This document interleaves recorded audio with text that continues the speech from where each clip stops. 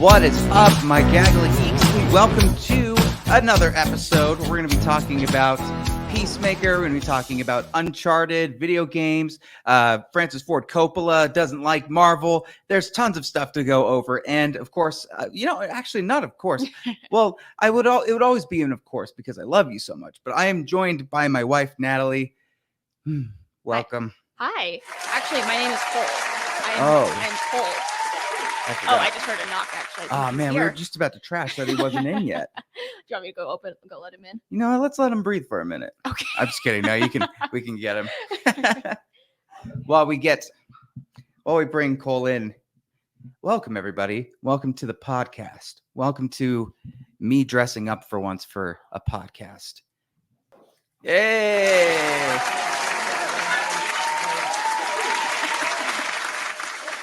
We're on. Welcome, Cole. Yeah. Thank you, Natalie. Of course, Frank has beef with that. How's it going, man? Very good. Dude, I'm ready to roll. I figured it would be maybe a few minutes. So I was like, let's just talk trash about him for a while. Oh, yeah. And that way it would be live and we can work on it from there. That means you're really one of my friends now. You're talking trash. If we don't have that, what will we have on the show, right? Nothing. Exactly. How's your week been? Very, very good. Right? It's post Oscars, pre anything kind of good, pre Batman, post bad rom-coms. But Batman is coming. Batman's coming. Yeah. Did you get something? Did you get a little something? Something? Did you get a little email talking about?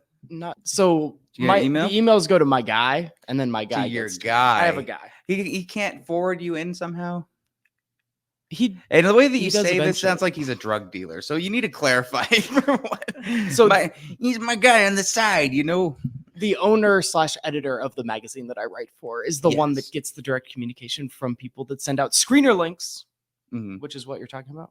I don't think this is a screener link. I'm pretty sure they're gonna have us go invite. to the but we do get both of those depending on the things, right? Mm-hmm. But let's cut into the first thing, which if you all know the beginning of these shows, that's always beginning with it's Gaggle of Geeks. What are you geeking about?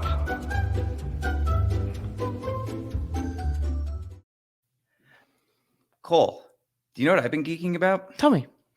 I've been geeking about just clip-episodes of podcasts, like not full podcasts, but just the clips. I don't know why.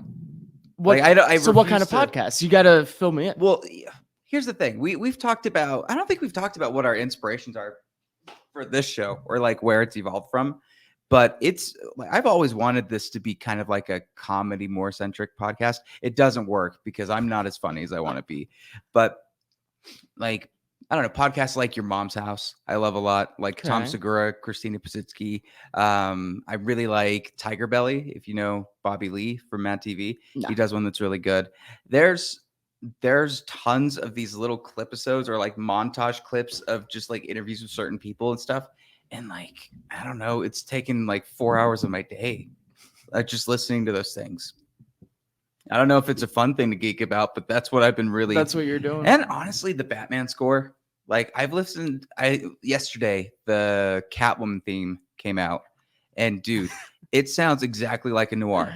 Like exactly, it sounds like the girl that walks into the office that's mysterious and is like, "You have to come help me with something."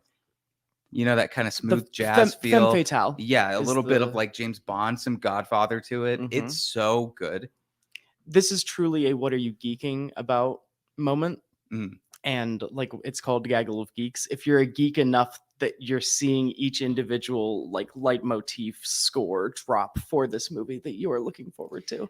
Dude, I think that is your moment. And the interviews. I'm watching way too many interviews of this. Like everything I can get my hands on as far as looking. Did you see the clip that just came out? So we're still getting to know each other's movie like world. Yeah. I am a very staunch don't read, see, do dude, that's gonna make this tough. Anything before something comes out. Well, I understand that, and we do respect that. We make sure that we put spoiler alerts, all that stuff. We've got the button for that and everything. However, I do have to say it doesn't bug me anymore. As much as it used to, it doesn't bug me now.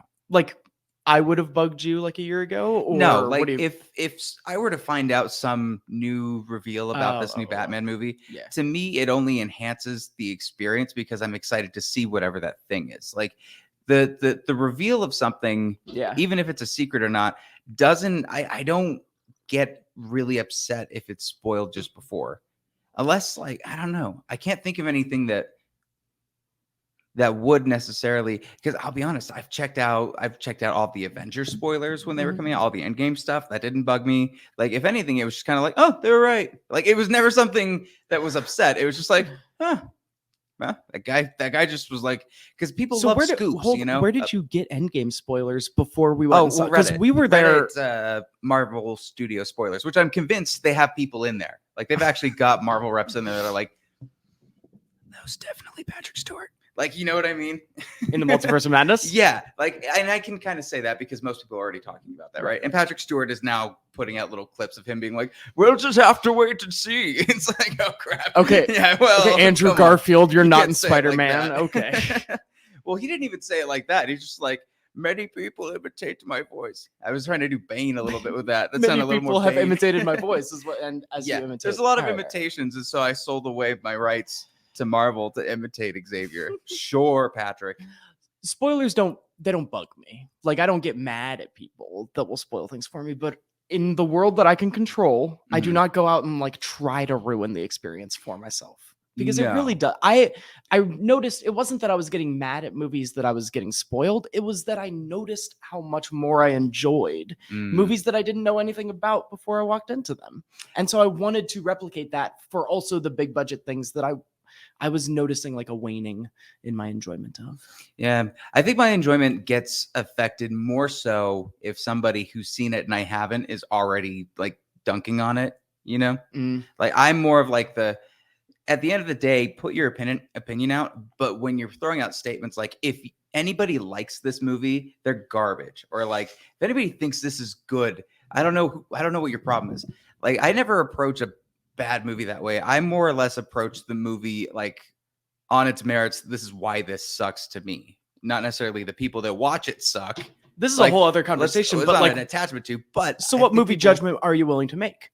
If I came in and I said, like, what is the most egregious sin that a movie lover can commit in your mind, as far as like a movie that they like? How about this? We'll get into a movie that they don't, that they should. We will get into that because I kind of have I think I know where you're going, and I've got a little bit of a segue. Okay, cool. Do you have anything that you're geeking about other than I don't think you've even asked what you're geeking about. I mean, I geeked. I'm a horror wonk. You're a what? A horror. Okay, pronounce that one. Horror movies, the October Fair. I love horror movies, and there's a new Texas Chainsaw out this week. Just they slid it into Netflix, and I liked it. I geeked about that. Okay, so we can actually begin with reviews and talk a little, because I saw that too. Okay, and I do have a similar feel towards it, but a lot of people are upset about this movie. And see, this is another thing that enhances my enjoyment of movies is I don't care anymore what people are getting mad about online. So tell me why people. Well, no, tell me your opinion of Texas Chainsaw. Mine was good. Yours was.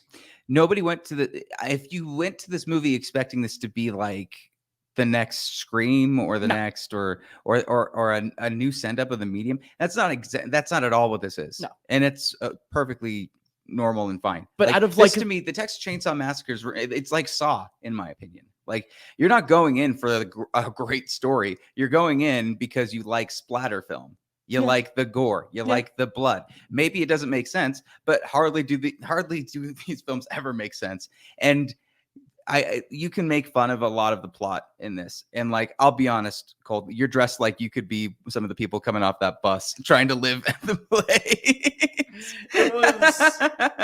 It was bad. It's rough. Like, the whole plot synopsis of that is like, okay, so a cult is showing. Like, when the Texas guy said that, I was like, yeah, absolutely, that's a cult. They're about to go drink Kool-Aid. That's insane.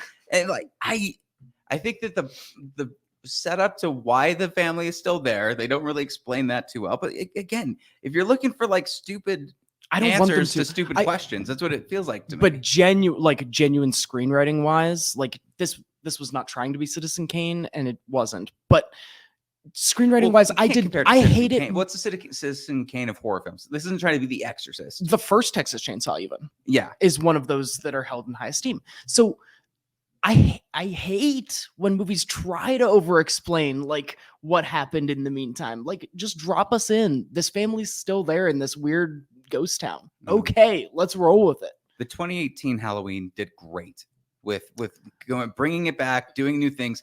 Halloween Kills, your comparison. Not so much. Yes, it didn't do as well, and I think a part of that is because they kept trying to build this backstory that just it can work if you try to not force it, right? And Halloween Kills forced it works to me because he's just there. You know, it's not necessarily any other situation than like he just never left. He's just there, right? It also very well sorry could for just spoiling. I don't care. I don't. Leatherface is in this movie. It's Texas Chainsaw Massacre. Well, and like spoiling a horror film, it's unless it's Saw, and maybe some of the Insidiouses. They had some decent twists that you could spoil. No, this one, like Leatherface shows up. It's Texas Chainsaw. You made an apt comparison. This is not as good as Halloween 2018, and that's kind of what it was trying to do, bringing back our like main heroine from the original. That's really, really good. It's better than Halloween Kills, though, in my opinion. Halloween Kills, I have more fun with the stupidity. Texas Chainsaw, I believe, set its mission out and accomplished it better. Yeah. What do you have with it? You've got Texas, you've got your Texans. Fine. However, there is a chainsaw there. You've got the Austin, Texas people who are coming off the bus, and you've got the small town Texas people. They all have their one-liners and silliness. You've got a chainsaw. They're doing the chainsaw stuff. And honestly, some of the moves that the guy was doing was kind of funny. Like when he just throws it, it's hilarious to me. Kills in this movie far better than Halloween Kills. Anytime he throws it, it reminds me when Darth Vader in Return of the Jedi just says screw it and throws his lightsaber up at him. But it doesn't look cool. It's just like, yeah. And we're back. Woo! There's just a little bit of a weird flicker going on. But yeah. They didn't like us talking about that movie. We should probably move into whatever the next thing is. So on Letterboxd, right? You're a Letterboxd kind of man. Do you give rankings? What'd you give Texas Chainsaw? What did I give it? I think it was a 6.5 out of 5. Yeah. Like, look, you still have to judge it based on horror films, right? But do you? But you have to also admit that you're biased to loving, some slop. And this is slop more than anything. That doesn't mean slop's bad, in my opinion. Oh, I loved it. Yeah. I don't know. This was up my alley. Nice. Well, let's move over to another film that we checked out this week that might have been up your alley. I don't know. I didn't ask you your thoughts about this yet, but this is our quick Uncharted review. And I guess a little commentary on video game adaptations because we got Sonic 2 coming up soon. Yeah. And there's some stuff that's happening. So what are your thoughts first on Uncharted? And we'll see what else. Uncharted was kind of exciting because this is the first. I'm kind of a big video game person, and we're going to talk even more about video games even later. And this is the first video game adaptation where I knew nothing about these video games. The last PlayStation I had was a PlayStation 3, and I really only had a few games for it. I was always more of a Nintendo. We're about to talk about the Batman Xbox person. Video games, dude. And you they had Arkham. Was Arkham Knight PS3? I never played Arkham Knight. I think it's because it was PS4. So, I mean, I have roommates with Switches, and I've got an Xbox One. That's kind of the direction that I end up going in my modern video gaming. But I was way more into video games when I was in high school, and that's, I think, pre-Uncharted. And so I know nothing about this. And so I came into it as a movie, and it reminded me a lot of sometimes in like the late 2010s when I would go see a movie like I Am Number 4 that I knew was based on a YA book that I hadn't read. And so I knew they were making references that I didn't get. And it just seemed like lazy screenwriting as a person that's just going in trying to enjoy the movie. Yeah. Uncharted was bad. It was kind of bad Tom Holland, who's a person that I love with my whole heart. It was really bad Mark Wahlberg. It was a really bad adaptation. I'm a video game fan, and I know the brand Naughty Dog. And so I know when he was like opening up the chest and I saw that little sticker, I was like, oh, that's an Easter egg. I get that like behind the scenes production thing. Yeah. Turns out this is like the same as the Red Dead people, I guess, but this is dumb Goonies.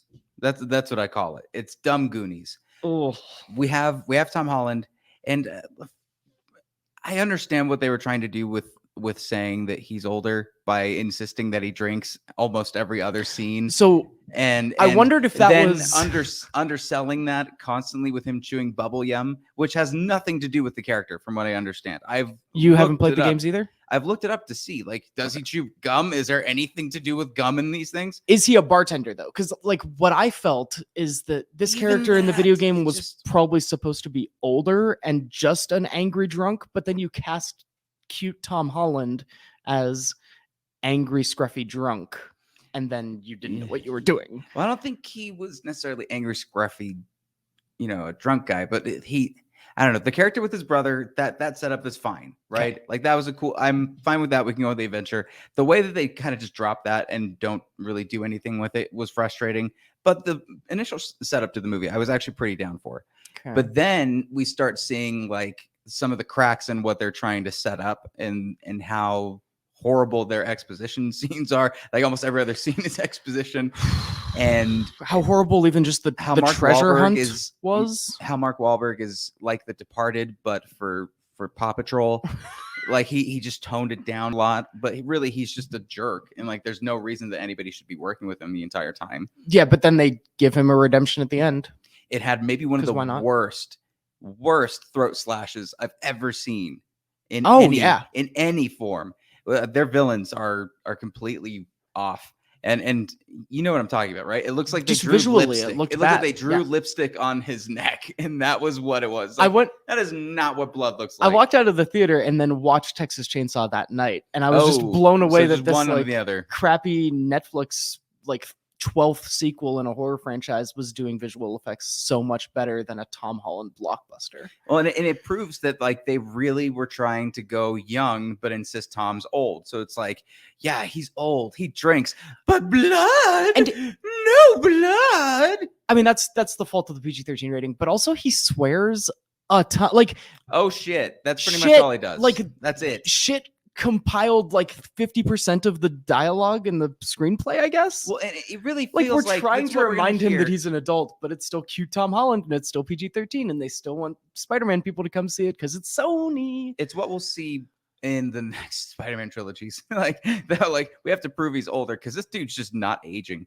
Like they'll just keep looking at him like, do we need to reverse this de-aging technology for Tom Holland if we want to do any more Spider-Man with him? I mean, the meme that went around this week, like, I can't believe we grew up with Tom Holland over the past 5 years, and it's pictures of him from every movie, and he looks the same just for the past 5 years. Yeah. Everyone else grew up. Problem with this, it's a huge problem. If they were to insist that he was young and stick to it, everywhere he went, he should get carded. That should be in the story. I was thinking that the entire time. I was like, I can't even go into a Walmart and buy an R-rated movie without being carded. Without being asked for an ID. If Tom Holland can go, if he can do it, if he can go in and not get carded, then maybe I'll believe the rest of this. But Mark Wahlberg was ridiculous. He had like happening like levels of acting with him where it's like, oh, I don't know if you want to get in touch. Do you want to fight with me, Tom Holland? Do we have a problem? It was bad. It's like, dude. The villains, man, there's just nothing to them. So this could have, even with the villains being bad, even with the general acting being kind of bad, I could have been on board with just cute Tom Holland and whatever Mark Wahlberg taking us on an adventure if the like traps and puzzles and other things were at all interesting. So you say crappy Goonies or whatever. I say Goonies. Crappy National Treasure. Like there were so many opportunities they had to like tie in, and Tom Holland for the first third of the movie was trying to give us history lessons wherever we looked, and then he just stopped doing that. Like if he had been a nerd and like was geeking out about Magellan and this whole adventure that they're trying to go on, I could have been on board with that. No, he was a nerd at the beginning, and then he was just like, oh, it was Magellan. Like that's how he talked about the stuff. At least not until towards the end when he started like messing with the keys and stuff. I don't care about spoiling in this movie either. You see what I mean? Like if one movie's fine to spoil, then all of them kind of are. Like just don't be a dick about it if somebody doesn't want you to. Like respect wishes, that's all. But we're not respecting any of yours.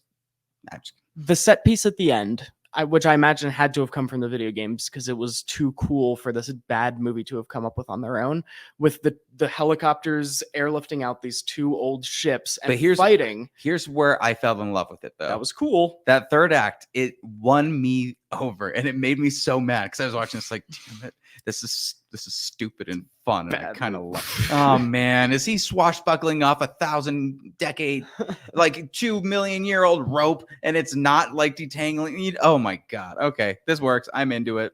But what do you think they're like? What is the intention for this series? Are they planning a trilogy? Do you think they're like they have the setup at the end, but do they have like? Is this like Sonic? Where this first one, they're like, really hope this works, and then it worked. They did have a little tee off, and then that's the end. I mean, I don't know how many video games they have to base it on. I don't know if they care. Well, let's talk about that. Where does this rank? Because when you look at any genre that have like you're grading on a curve, it's game adaptations. Video games are bad. Where like you're never gonna get an A. My favorite. It's an A for a video game adaptation, and that's Jumanji. Honestly, that's like the top echelon. But Jumanji's not actually based on a video game.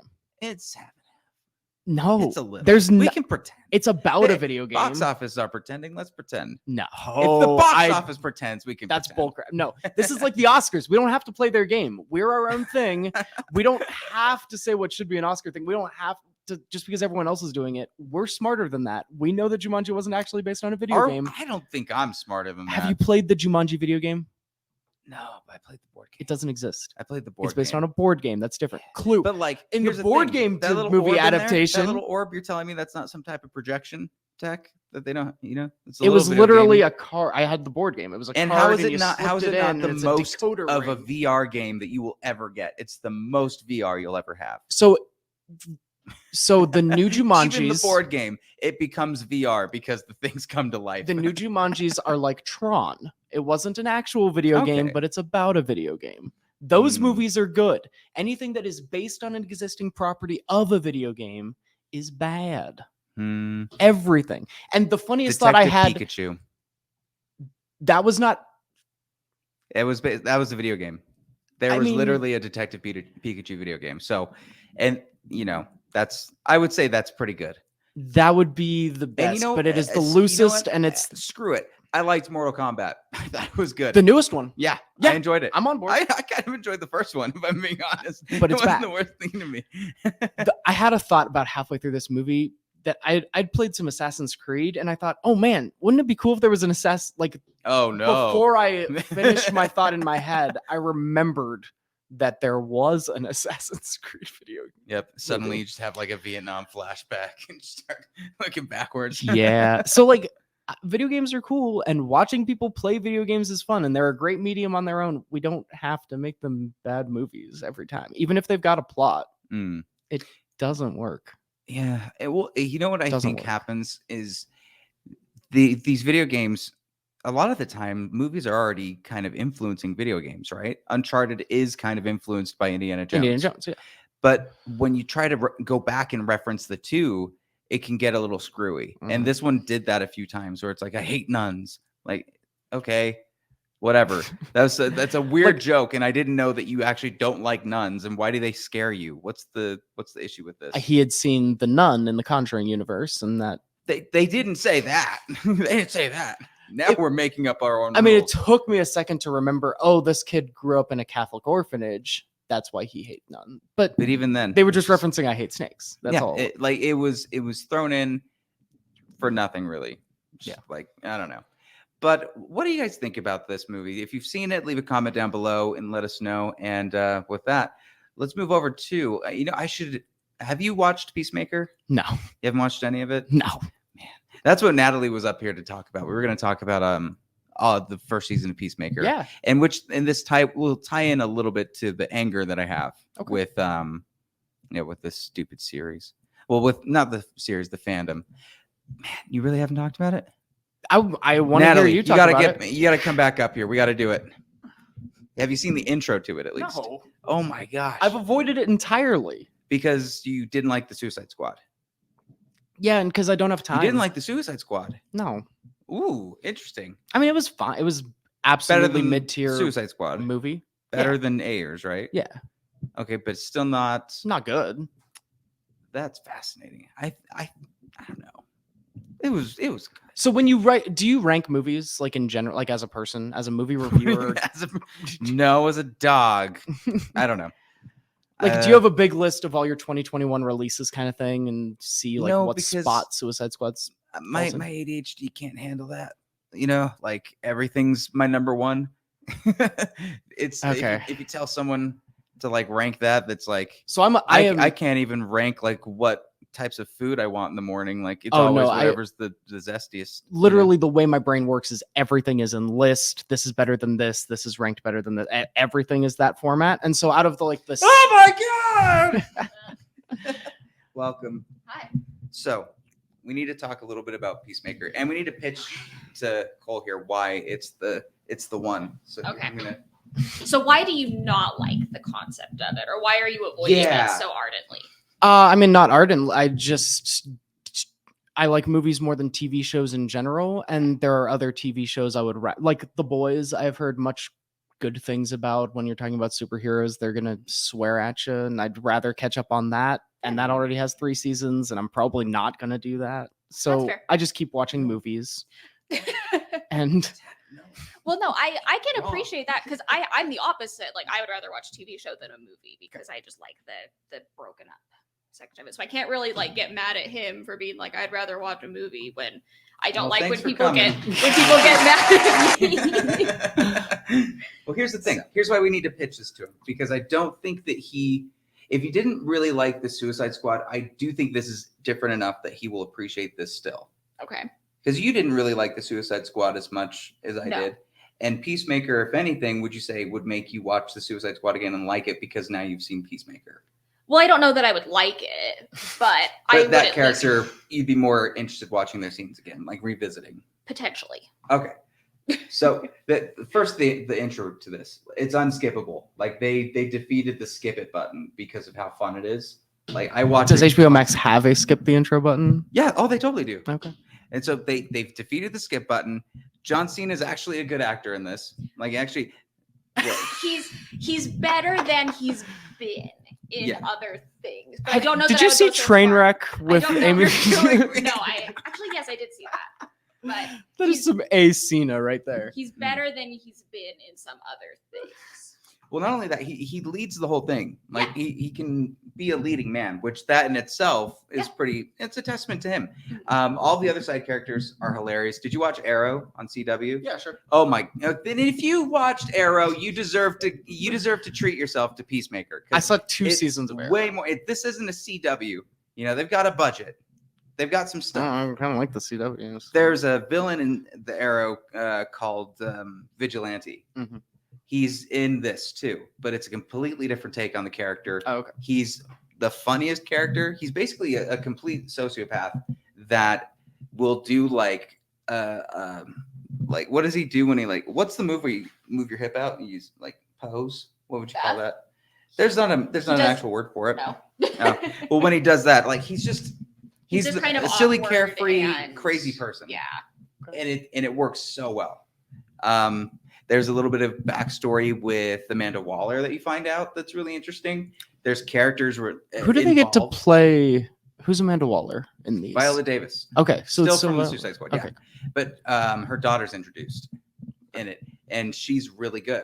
There's she's my Peacemaker's. favorite part He's of it. fighting the KKK, man. Like it's going after. It's going after everybody. So Ezra Miller is not the only character in the DC universe that's fighting the KKK. Well, can we talk spoilers real quick? Because Ezra Miller was in it. Okay. About to fight the KKK. A part of me was thinking, I wanted to do a clip of I know. I meant to look because if it's taking place in, because didn't you say whatever North Carolina, the whatever North Carolina branch of the KKK were coming for you. Yeah, so that's the actual place. Hinting that that's what just he was hinting doing. for a flash I don't know where Peacemaker is taking place. I meant to look that up before we did this, but I forgot. So, because if so, then that's a cool, I don't know if it's cool. Wait, I don't know if what he did was cool. Actually, he's a brave man, and if he's really fighting the KKK, you do that. I thought you were joking. Peacemaker actually, is it actual KKK or is it DC? His dad is a straight up adapted. dragon. Yeah, his dad is played by the cop from Terminator 2, and he's a straight up racist, 100% racist, and he trained Peacemaker to be that. and Peacemaker is trying to go against that, and he's just stupid. Like that's really the only problem with Peacemaker is that like he lacks emotional intelligence. He's not able to process feelings. He's got no clue like how to handle like his dad, because his dad basically, this is a dad that is the opposite of ego, like versus Peter Quill, where he's like, please join me. I want you to be part of this. Like, I don't want anything to do with you. You're the worst son ever. Like, I want nothing to do with you. And they play with that quite a bit. He's not the main villain in the story, but he's an overarching villain in a part that will return probably because season 2's already been greenlit. It's the #1 streamed show on HBO Max, bruh. #1 show. Do you know what other shows are available on HBO Max for Let's everyone talk that about- streamed this? let's The talk Wire, The Sopranos, No, let's Game talk of about Thrones, the references that they're Succession. dropping. They drop Batmite references. Batmite? Are you like? Come on. I'm not. Huh?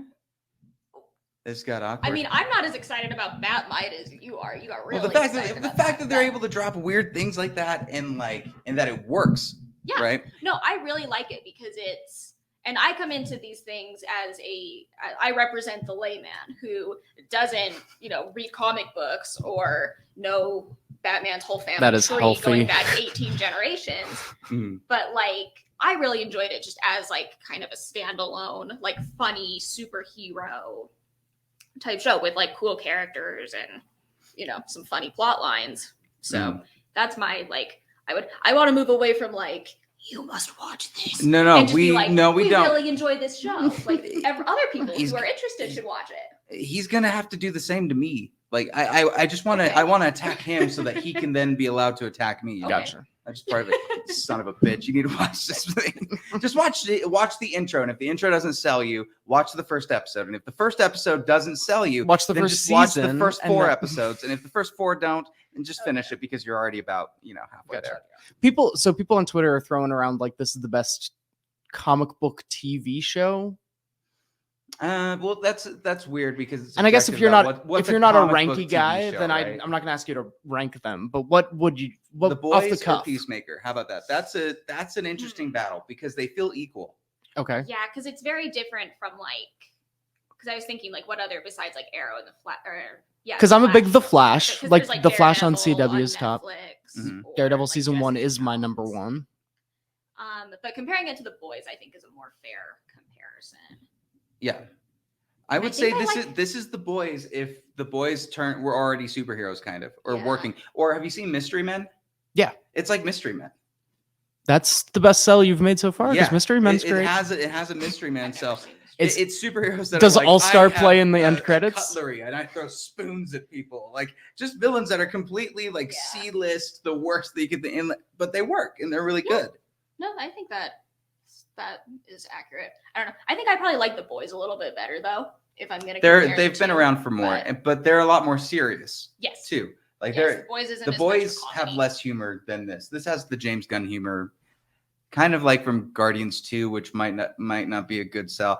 Sometimes he undercuts his moments a bit too much in the last episode, but every other time it seems pretty well balanced. Yeah, I would say the last episode is the only one where I felt kind of like okay, I didn't need a joke right here. I would have been fine without the joke, and you could have just had the moment. But the rest of it, I do feel like is pretty balanced. It's mainly the last episode where that's an issue. I do wish, just as a person that consumes media in general, that we could get more wholehearted comedies and wholehearted serious things as opposed to everything Not feeling everything like has it to be has to bounce back and forth. Because if this was just unabashedly funny and doesn't care and doesn't need a serious moment, and so it's not really undercutting anything, it was just funny the whole way, then people that are into funny the whole way, which is not necessarily me, could really dive in and really love it. But instead, no one's ever happy because every single movie just uses this Marvel brand of humor where Mm. kind of serious and dumb throwaway joke, and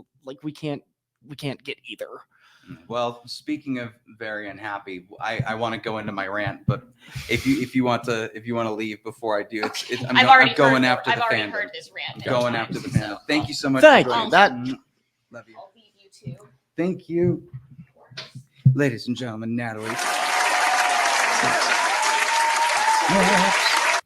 So yeah, I think you should. Will you give Peacemaker a chance? Will you give Peace a chance? No, Piece of chance. of course not. Piece of chance, dude. We're War like all the we're way. like a minute from a World War III right now, and we usually like We didn't mention, but we record this podcast in Russia/Ukraine, right? yes, Dostoevsky. Everyone joining us. Oh man. Well, we got a Frank alert, but sadly the camera doesn't catch him. He's just right in the corner. But he's can give me a rant. I'm ready. okay. We don't need you to talk. Okay. All right. Goodbye, Frank. So I'm gonna spoil the ending to Peacemaker. Okay. Well, I already did. Go ahead. So basically, once they're finished doing the thing, saving the world, whatever, they're doing like that slow group walk away from the thing that happened. Cool right? guys don't look at explosions. Okay, Before that happened at the beginning of the episode, they were trying to call in the Justice League to do something, right?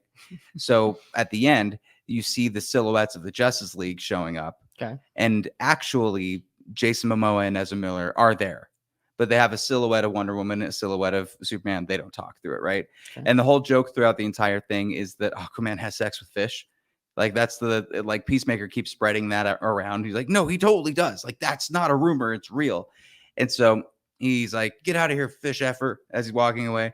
He's like, we already took care of this. Jason Momoa was like, I'm so sick of that rumor. And then Flash looks over, he goes, it's not a rumor. And Jason Momoa was like, F you, Barry. Then that's the end.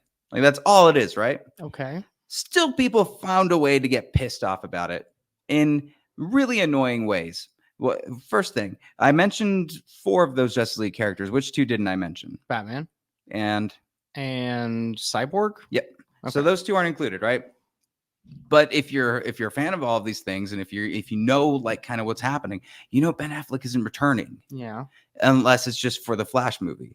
So it wouldn't make sense to put him in, right? Mm-hmm. Cyborg, there's a huge problem there on any side that you take of that, right? Because not only is there and by the way, we have to say this because one Snyder fan is going to be a dick like right off the bat before we get a chance to say anything. We stand with Ray Fisher. We think that it's horrible too what's happened with the stupid executive decisions with Joss Whedon and the Justice League set. Like if anybody can universally agree on anything, it's that everyone hates Joss Whedon, and that's totally okay and valid because he's kind of the worst. Especially when he came and doubled down on all this in his recent interview. Dude, like that's like being outed as a KKK member, be like, but they've got like good snacks, and it's not like we weren't already here before, and like they just try to came.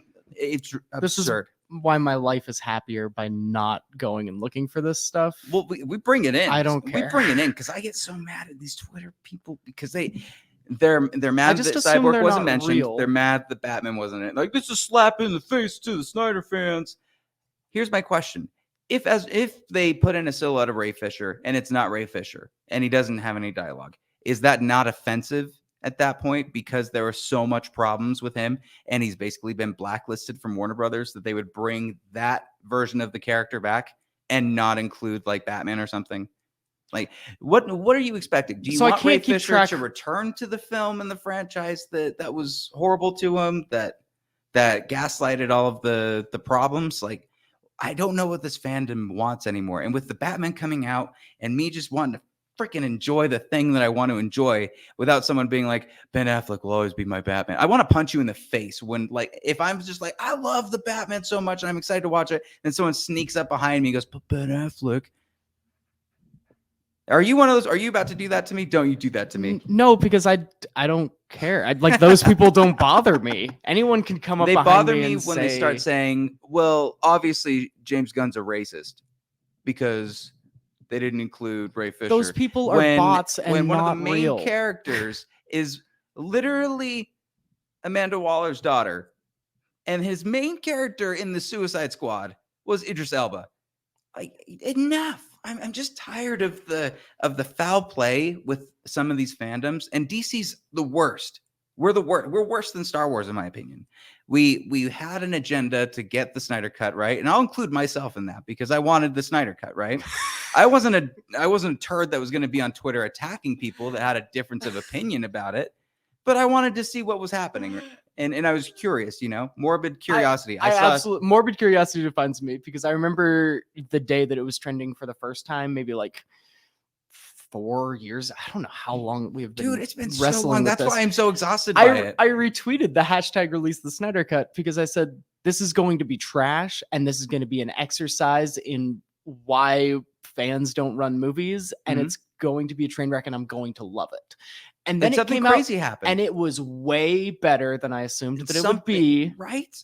It was actually okay. Yes. It wasn't like the greatest thing of all time and the greatest comic movie ever made. Yeah, we But did this not have a was lost not a train wreck, masterpiece. and this was actually fun watch. And it For was 4 hours, considerably better than the producer's cut, which for is 4 the hours, it important goes part. through a little bit quicker than you would expect, even though it's 4 hours. It's a little no. bit.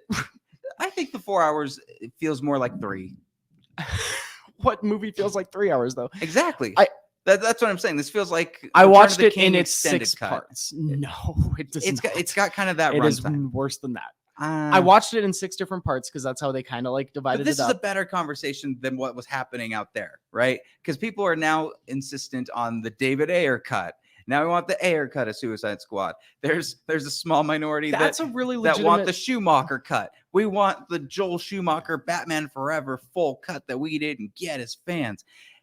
And This happens now all all the they do is time. attack people that have any excitement for any new DC property that's Snyder adjacent, that's not connected. because That's true. I mean they are missing out on something. The way that they are going about it is obviously in bad faith. But we could have had a Snyderverse the way that we have an MCU, and the MCU obviously still dominates this conversation.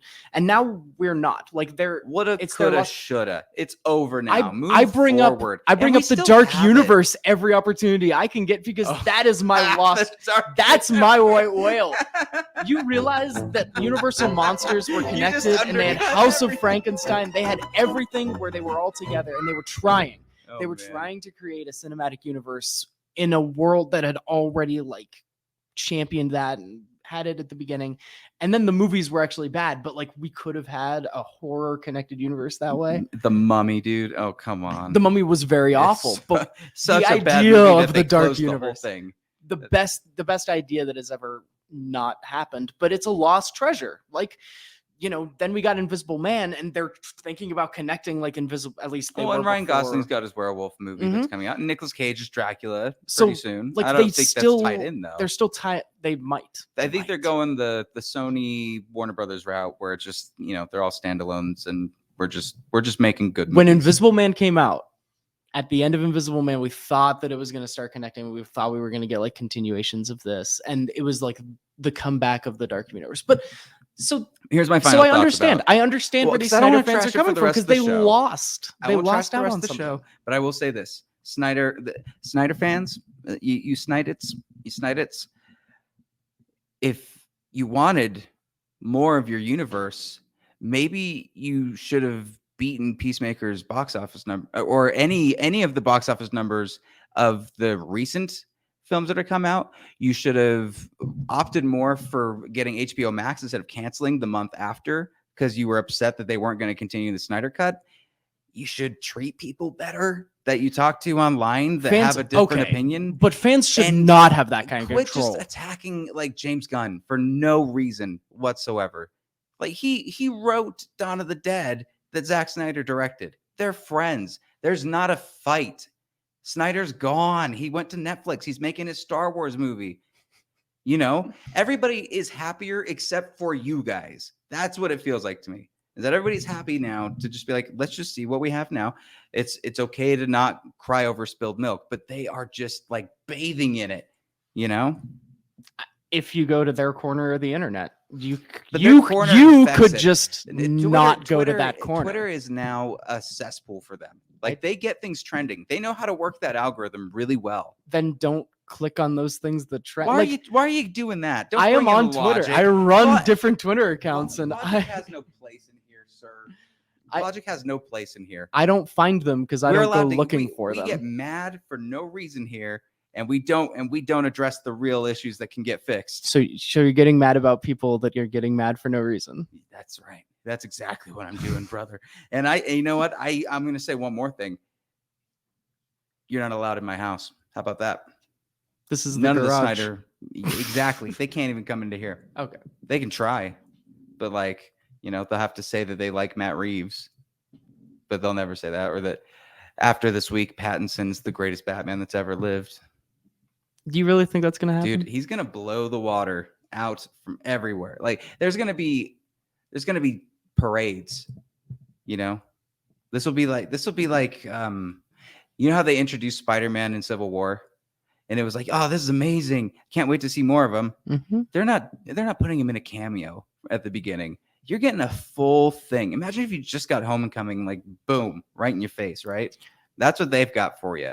And not only that, it's Homecoming still has essences from the previous two versions where it's high school and stuff. We've never gotten a detective noir Batman. This is going to change everything. If it's bad, will you be able to admit it?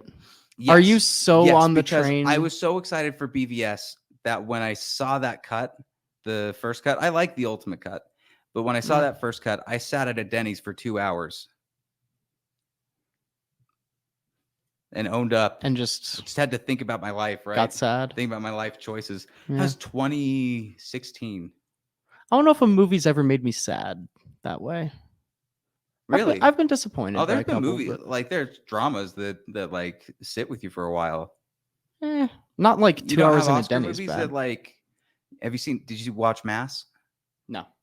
Okay. Like Schindler's List. Like, No. really? You haven't seen it? No, I've seen it's Schindler's List, but yeah, it doesn't. I don't know.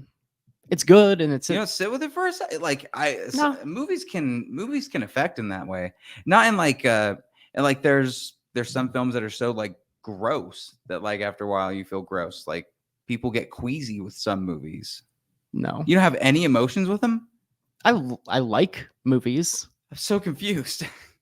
I'm not Do like. you- This What go- do you- this what went do in you a- mean you don't have emotion when you watch movies? This went in a way different direction. No, I mean I cry when I watch movies, but What's like, the last movie when that it you cried? ends- What's the last movie that you cried at? literally, I mean maybe the last movie I watched. I'm just, like Uncharted? Encanto.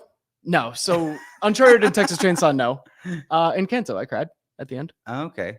Oh well, there you go. See, they do sit with you. It doesn't sit after. Like I don't sit around thinking. I don't know, especially not Encanto. It didn't like present anything brand new to like change my worldview. Sometimes I'll like call my mom and say, "Hey, you need to check out this movie for this, and this reason." Right? Oh, that one. I thought you were saying I call my mom and just tell her I love her after a movie or something. I've done that too. So then it affects you. Yes, That but right there. you're talking about. Well, first of all, we talked about bad like movies that you were disappointed in affecting you to sit at a Denny's for 2 hours. But like, yeah. I don't know, like as far as like reevaluate my life. Well, I wasn't Meh. reevaluating my life, but I was thinking that's the last time I get fooled. But then I got fooled by the Batman. Yeah. You know, and hopefully it'll be a worthwhile one. Yeah. I from the clip, dude, it looks really good. I think it's gonna be good too. People have been dubbing over the clip with different versions of the theme songs. So like the Adam West, da-na-na-na-na. And it's a really funny clip because it's Batman punching Gordon in the face. Pow. Yeah, so it literally like it does that, and then when he runs away, it's just da-na-na-na-na-na. And they did Burton's, which actually sounds really good. Yeah. I really feel that Burton's DNA is all over this new one. This is a Burton-esque noir. And I'm so there for it, and Yeah. I'm really there. The other thing, we'll be done with the Snyder fans in a sec, but going after the Michael Keaton people, I don't like that. Like the people who like Michael Keaton, and now we're hearing some fans being like, "Oh, he's so old, it's so lame." When they were getting mad when people were making that comparison to Ben Affleck, like it's just like foul play to all of their stuff. Keaton's older than Affleck. Still. If you are going against an argument that you were defending with virtually the same idea of the character, he's an old withered Batman, like old retired Batman, you know? I mean, these people are mad online. Logic's not going to work against them, and so you just stop feeding the trolls. Nah, man, I want to feed them, but like I want to feed them rat poison or something, or like It's not going to work. I want to give. You will make them stronger. Okay, yeah, but it's fun sometimes, right? I'm glad you enjoy it. Who's a fandom that you just take? What's the movie thing that bugs you? That come from communities?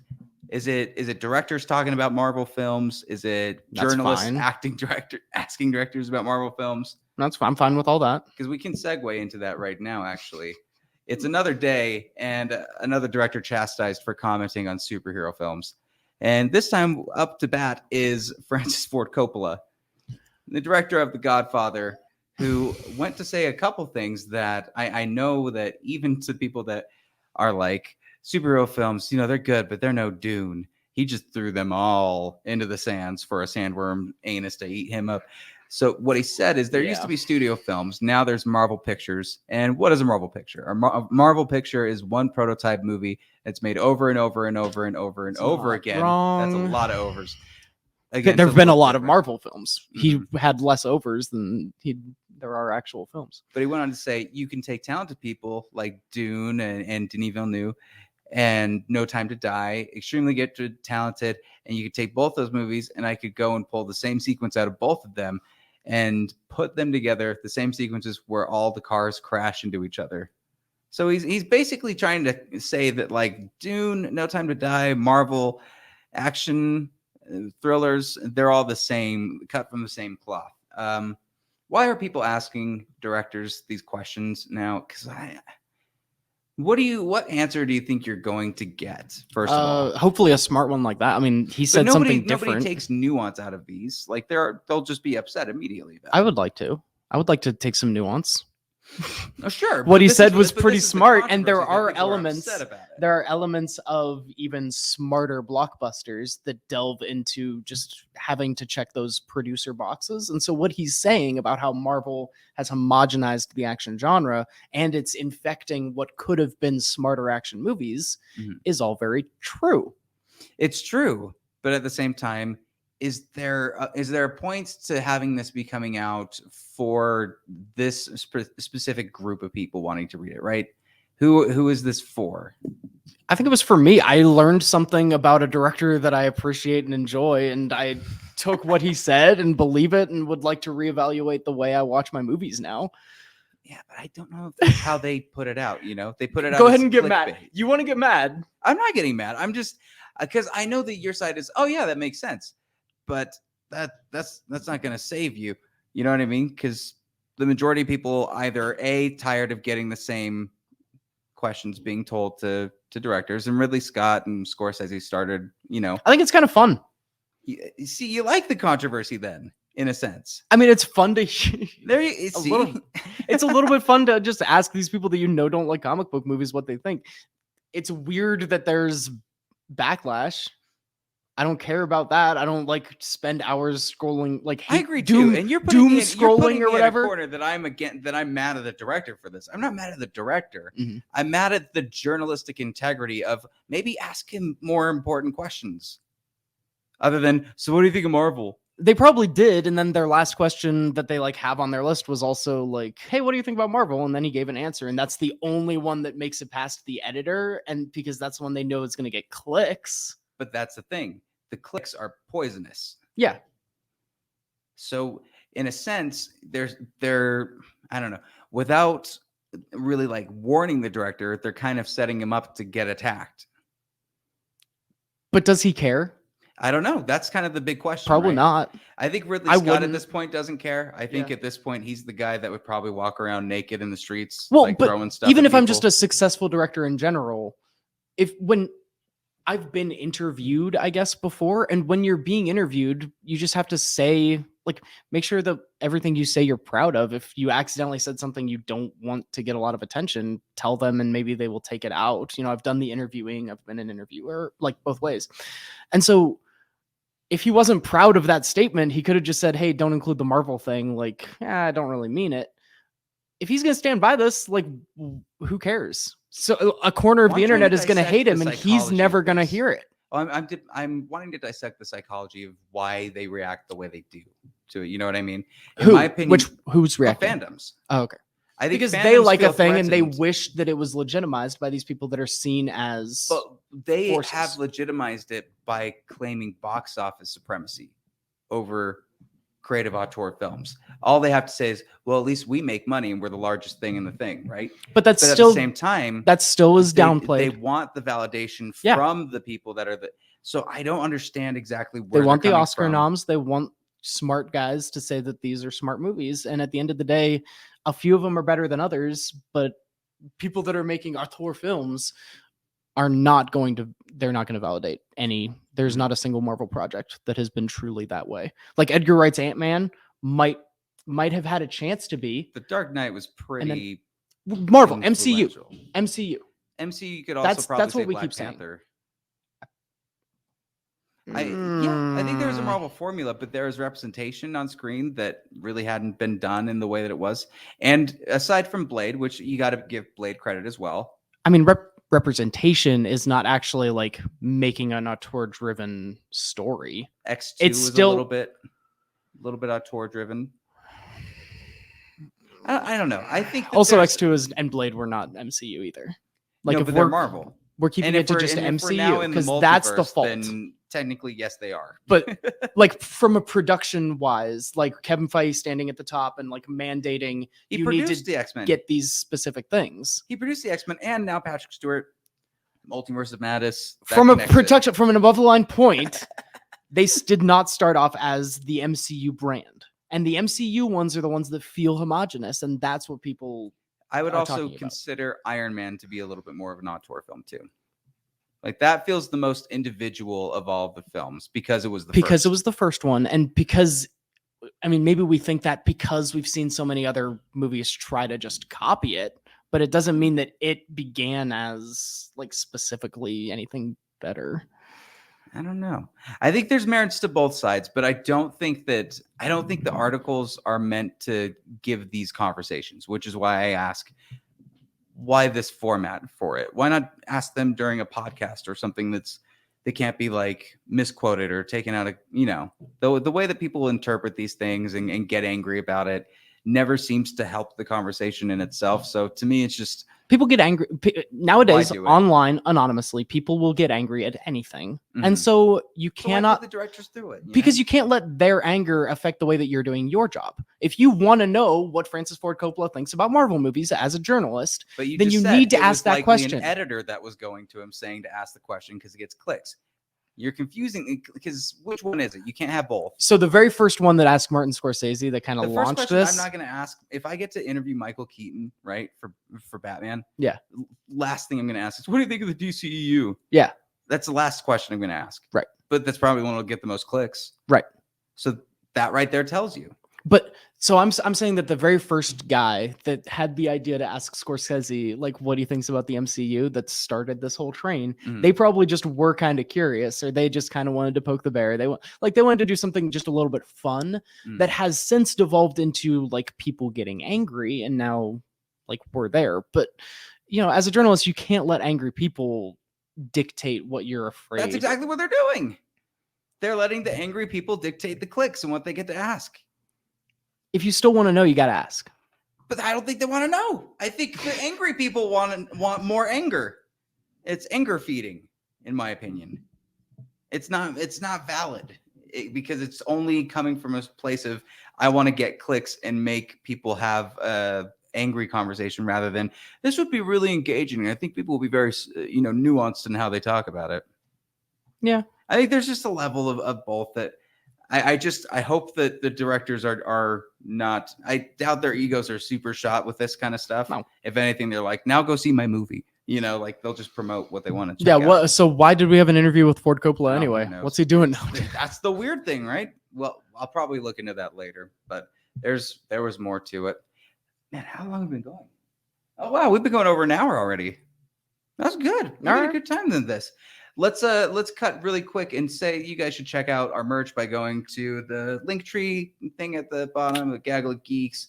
We've got weird stuff that things. We've got a video that we used to put on, but once we get more stuff pre-recorded and in sketches, we'll go from there. And of course, make sure that you subscribe to the Patreon, go to iTunes, rate, review, do all of that stuff. And of course, you'll check out all of our links in the descriptions to follow both of us. Now let's move to the last bit of the show, which are our weekly segment that you introduced, which I'm very grateful for. This has been fun, is The Road to Vengeance. And we're talking about the video game adaptations of Batman, which I didn't change on this because I was like, that's not what it is. As we count down to the Batman, Matt Reeves's, we are looking at all the different versions of Batman that we have had through the years on film, on the small screen, and on the video game screen. And the video game screen, maybe it's not like the biggest sell. I mean, especially if you're talking about pre-Arkham games, like Batman wasn't really a huge part of it. There was the Mortal Kombat versus DC universe. I don't know if you ever played that game. Injustice. Well, Or wait, before before there was a Injustice Mortal Gods Kombat Among Us. versus- That's right. Because Capcom versus Marvel, and then Mortal Kombat versus DC, and it was heroic brutality. Yeah, oh my because gosh, Superman doesn't kill people. Because we'll talk more about that. But even before then, we had Nintendo and Super Nintendo were putting out Tim Burton games. Yeah. So there was an I had original one. Batman. There was a animated series Batman and Robin game that had come out. Didn't have that one. They had a Batman Forever game that just I could forever never get past one level. That's just one of those movie tie-in games that we got throughout the turn of the century, like late 90s, early 2000s. Every big movie was also just a bad video game. Yeah. You talk about Those bad video games are fun though. but that's a whole the nother broken conversation. games are silly. We talked about movies that were based on video games not knowing how to change and not being able to adapt. Video games that were based on movies had the same problem. Like they are all bad too. Yeah, well, if they didn't think they needed to put story into it, unless they had to just put in like quick notes to catch you up on what level you're about to be, right? Right. Oh, the Riddler just took Chase Meridian. You're gonna have to help. Oh, I remember that part And in it's the like- movie. I know where I'm at now. Yeah. Yeah. It's bad. But even then, it's like level 2, and they're gonna have like a batarang round. You just throw batarangs at a wall a number of times, and hopefully you get like extra points for the next level. Yeah, that sounds right. They didn't go too deep into those, but I think after that, I believe there was maybe something in the Super Nintendo. We could probably look this up too. But it wasn't until Arkham came out that things really changed. What did you think of the what was it called? Mortal Kombat versus DC Universe game? Oh, it was good. Yeah, that was the first thing that brought me back to Mortal Kombat since I had Mortal Kombat 2 on the Sega Genesis, because I was seeing my DC heroes and it had a plot behind it. I remember I played it years ago, and then just a couple years ago, I Googled I YouTubed just the different cutscenes, and seeing all that was fun to see them. I just kind of watched the story of the video game again, how all the DC heroes were brought into the Mortal Kombat arena. That was when Captain Marvel could be Captain Marvel. They didn't call Shazam Captain. They call him Shazam now, but in that it was Captain Marvel. Yeah, he was pretty good in his. Yeah, when did that official change? When the movie. That was recent. It was the movie more than anything. Wow, that sucks. Because he had been known as both. Captain Marvel doesn't sound as right as Shazam now. Right. You know what I mean? I feel like Shazam. It's sure it's not the same name as it was at the beginning, but it makes more sense now. Shazam. He's not. Why is he a captain? That's confusing. He's a little boy. How did that work? Yeah. I don't know. But there was more that came out, I believe. A bunch of video games Game just Boy. called Batman. Yeah. Batman. Oh, yeah. They did a Batman Return of the Joker game from Batman Beyond. Okay. Which is really cool. They did a Batman Returns game. I remember that one. Let's see. Batman Forever. Was there a Batman and Robin? No. Oh, yep, there was. Oh, no. That was on PlayStation 2. Oh, no. Movie tie-ins. Yep, Batman Forever, the arcade game. Gotham City Racer. That's the one I was thinking of. So this one was always playing at an arcade area. It was that big one that you would just climb into. And it was, You're in the Batmobile. So that was fun. I always love those games. If I had $1 million, right, and I could get a house first and all that stuff, and the things that are basic necessities, and I could splurge on one used eBay thing. Okay, it'd be one of the big things that you hop into and play a video game inside of. We had an accident again. Let's move on. What else? Dark Tomorrow. Batman Dark Tomorrow was on GameCube. Toxic Chill, The Rise of Sin Tzu. And then they put out a Batman Begins game, which is interesting. Movie tie-ins. Lego Batman. Lego Batman, the video game. This is where I'm back. So before we get into, because right after this is where it gets we get to Arkham, yeah. But the Lego video games that were coming out between 05 and 10, where it started with Lego Star Wars, the best Star Wars video. Do I mean that? There's some good Star Wars video games. I think the best Star Wars video game that I ever played was the first Lego Star Wars. Getting like Wow. the Lego of it all and like seeing that fresh comedy. Then it was at Lego Indiana Jones. Then it was Lego Batman. Then it was Lego Harry Potter. Mhm. And then we started realizing, oh, this is a lot of DC or Warner Brother properties. And then we got the Lego movie where a bunch of like Wow. Warner Brother properties were also there. Anyway, the Lego thing Mm. was strong, and the Lego Batman game was better than I think it gets credit for, because it's just kind of like nestled in the middle of some better Lego games. Still Yeah. very, very good.